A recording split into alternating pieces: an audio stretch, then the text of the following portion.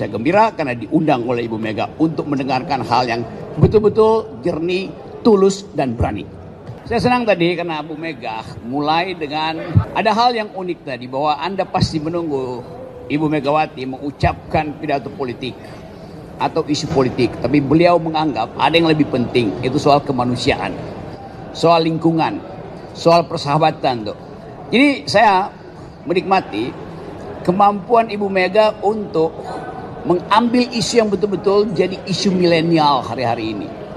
Beliau mulai dengan problem global politics, soal Venezuela, soal hak untuk mempertahankan kemerdekaan, soal terlarangnya satu negara adikuasa mengambil alih, mencaplok pemimpin dari sebuah negara yang berdaulat.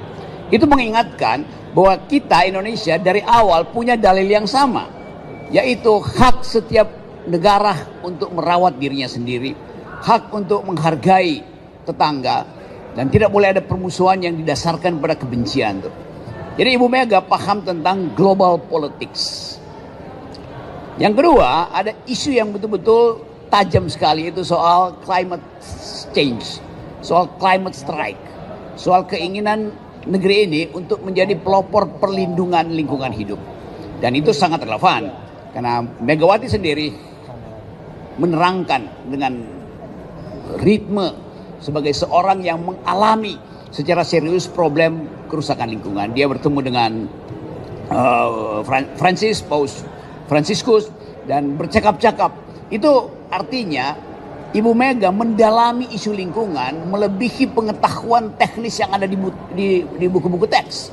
Jadi kita lihat bagaimana Megawati merayakan lingkungan itu dalam upaya mengingatkan pada anak muda bahwa merusak lingkungan itu artinya merusak peradaban.